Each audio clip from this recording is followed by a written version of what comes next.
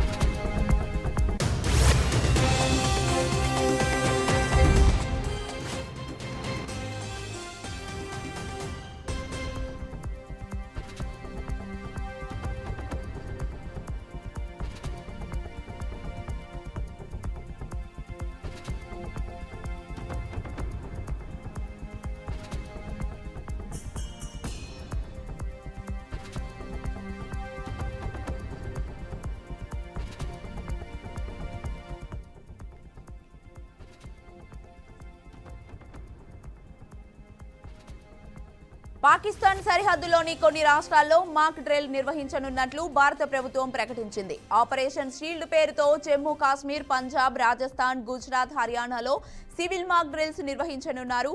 కాసేపట్లో ప్రారంభించి రాత్రి 9 వరకు మాక్ డ్రిల్స్ నిర్వహించనున్నారు. పంజాబ్, జమ్మూ కాశ్మీర్, గుజరాత్, హర్యానా, రాజస్థాన్ మొత్తం 244 జిల్లాల్లో మాక్ డ్రిల్లను చేపట్టనున్నారు.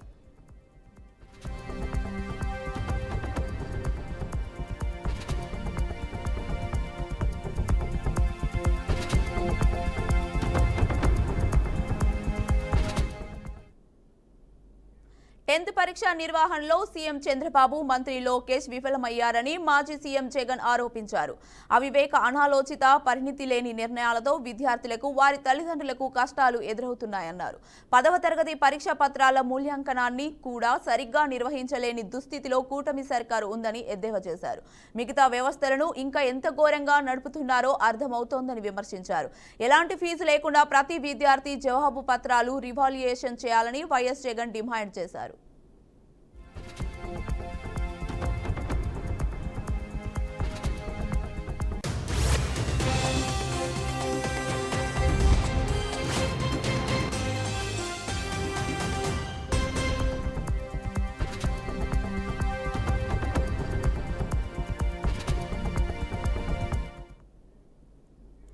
దేశంలో కరోనా కేసులు భారీగా పెరుగుతున్నాయి. ప్రస్తుతం కరోనా యాక్టివ్ కేసుల సంఖ్య 3,395కు పెరిగింది.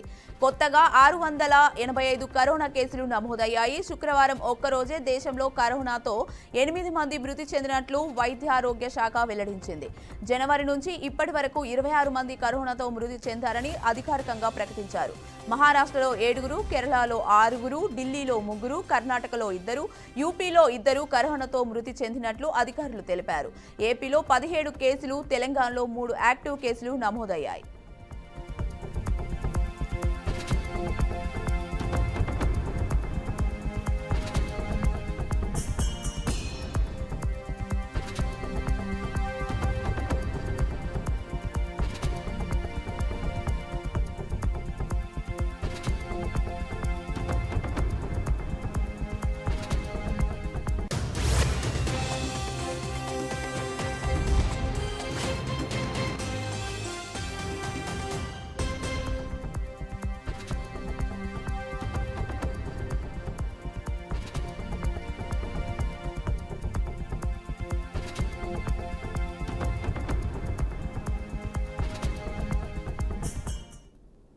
బ్రేకింగ్ న్యూస్ చూస్తున్నాం. రాష్ట్రంలో డ్రగ్స్, గంజాయి విచ్చలవిడిగా దొరుకుతున్నాయని సీఎం చంద్రబాబు అన్నారు. దీంతో నేరాలు, ఘోరాలు పెరుగుతున్నాయని ఆగ్రహం వ్యక్తం చేశారు. ఇటీవల కాలంలో యువత డ్రగ్స్ కి బానిసలుగా మారి అసాంఘిక కార్యకలాపాలకు పాల్పడుతున్నారని ఆవేదన వ్యక్తం చేశారు.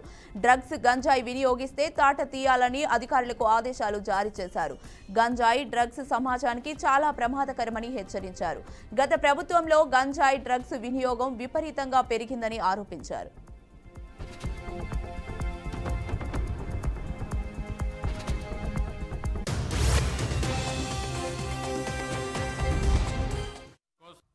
మహిళల రక్షణ కోసం శక్తి టీమ్స్ ఏర్పాటు చేశాం. నేను ఒకటే మీ అందరికీ హామీ ఇస్తున్నా, గంజాయి డ్రగ్స్ చాలా ప్రమాదం. గడిచిన ప్రభుత్వంలో విచ్చలవిడిగా పెరిగిపోయినాయి.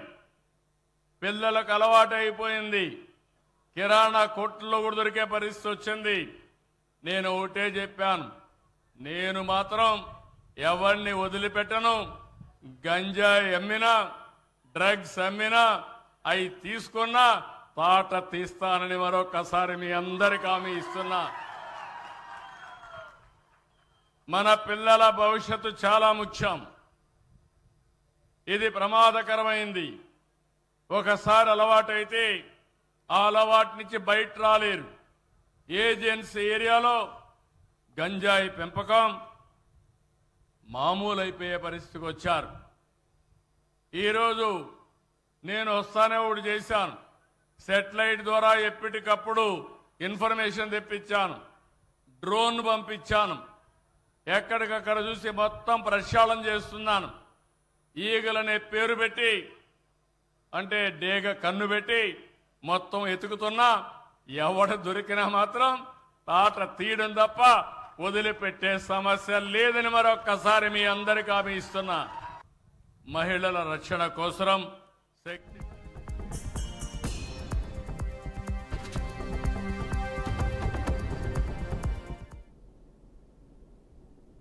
అనంతపురం జిల్లా కూడేరు మండలం గోట్కూరు గ్రామంలో ఆర్థిక శాఖ మంత్రి పయ్యావుల కేశవ్ పర్యటించారు. ఇంటింటికి వెళ్లి లబ్ధిదారులకు ఎన్టీఆర్ భరోసా పింఛన్లను పంపిణీ చేశారు. జూన్ 1 ఆదివారం కావడంతో ఒక రోజు ముందే పంపిణీ చేస్తున్నట్లు మంత్రి చెప్పారు. ఈ కార్యక్రమంలో జిల్లా collector Vinod Kumar, RDO Keshava Naidu, DRDA PD Sailaja, tahsildar Mahaboob Basha తదితరులు పాల్గొన్నారు.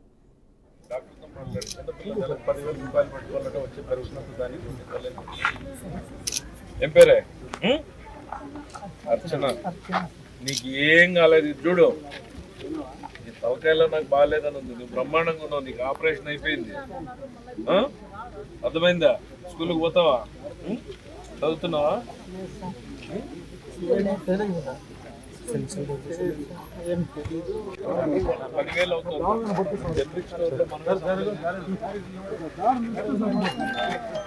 జనరిక్ మెడిసిన్స్ అంత కావు కదా. వాళ్ళు రాసిన మెడిసిన్స్ జనరిక్ స్టోర్లకు వస్తే అంత కావు కదా. చెక్ చేయండి. దాంట్లో జనరిక్ అవైలబుల్ డాక్టర్తో మాట్లాడు. చిన్నపిల్లలు నెలకు 10,000 రూపాయలు పెట్టుకోవాలంటే వచ్చే పెరుగుతున్నట్టు దానికి. ఏం పేరే? పల్నాడు జిల్లా వెనుకొండలో శ్రీ రామలింగేశ్వర స్వామి దేవాలయ ఘాట్ రోడ్ నిర్మాణ పనులను విప్ జీవి పునఃప్రారంభించారు. అనంతరం ఆలయ ప్రాంగణంలో ప్రత్యేక పూజా కార్యక్రమాలు నిర్వహించారు.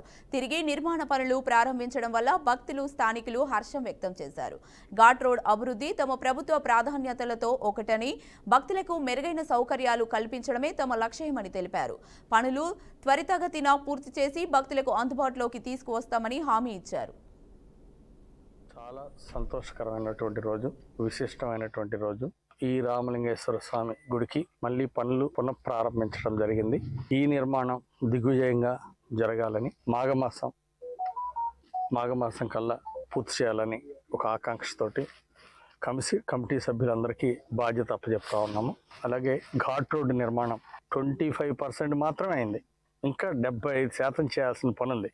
ఘాట్ రోడ్ నిర్మాణం పూర్తి చేయాలా, తార్ రోడ్డు వేయాలా, అంటే సైడ్ వాల్స్ అవసరమైన కాడ నిర్మాణం చేపట్టాలా. అలాగే ఈ కొండ మీద ఈరోజు ఘాట్ రోడ్డు పనులు ప్రారంభించడానికి కూడా ఈరోజు శంకుస్థాపన చేయడం జరిగింది. ఒక పక్క రామలింగేశ్వర స్వామి గుడి పునర్నిర్మాణానికి మళ్ళీ ఈరోజు పూజలు చేసి ప్రారంభించడం జరుగుతూ ఉంది.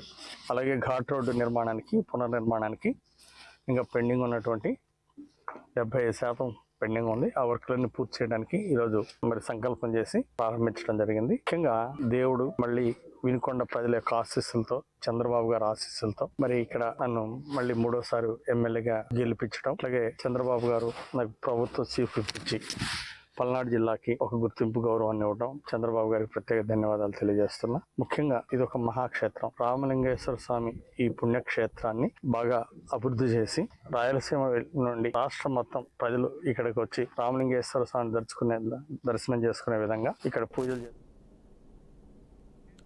కర్నూలు జిల్లా ఆదోనిలో 7 అంతర్రాష్ట్ర క్రికెట్ బూకీలను పోలీసులు అరెస్టు చేశారు. నిందితుల వద్ద నుండి 91 లక్షల రూపాయలు, 7 సెల్ ఫోన్లు స్వాధీనం చేసుకున్నామని అధికారులు తెలిపారు. యువకులు ఆన్లైన్ వ్యసనానికి అలవాటు పడి గేమ్స్ ఆడుతూ జీవితాలను నాశనం చేసుకోవద్దని ఎస్పీ సూచించారు.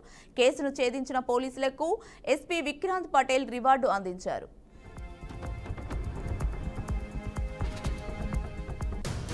దగ్గర ఉన్న టెక్నికల్ ఎవిడెన్స్, తర్వాత వెబ్సైట్ ఎక్కడెక్కడ యాక్సెస్ చేస్తున్నారు, ఎవిడెన్స్ బిల్డ్ చేసుకుంటూ వెళ్తే ఈ టీం అంటే ఈ గ్యాంగ్ మొత్తం ఒక 4, 5, 6 వెబ్సైట్స్ అంటే ఆన్లైన్ బెట్టింగ్ లాగా నేషనల్ ఎక్స్చేంజ్ 9 అని, తర్వాత రాధే ఎక్స్చేంజ్ అని, వజ్ర ఎక్స్చేంజ్ అని, నేషనల్ 777 ఎక్స్చేంజ్ అని, మోర్ ఎక్స్చేంజ్ అని, ఇలా ఇంకా రకరకాల యాప్లో బెట్టింగ్ నడుస్తున్నారు అని మనకి ఇన్ఫర్మేషన్ వచ్చింది. సో మన టీమ్స్ హైదరాబాదు, బెంగళూరు, ఒంగోలు ఇక్కడికి వెళ్ళి ఎవరెవరు ఇన్వాల్వ్ ఉన్నారో మనం ఆరా తీస్తూ ఉంటే వచ్చిన స్పెసిఫిక్ ఇన్ఫర్మేషన్ మీదుగా నిన్న మనం ఆల్మోస్ట్ ఒక 7గురిని అదుపులో తీసుకోవడం జరిగింది. ఈ 7గురి దగ్గర 91 lakh క్యాష్, ఈ బెట్టింగ్ రిలేటెడ్ క్యాష్ ఏముందో సీజ్ చేయడం కూడా జరిగింది.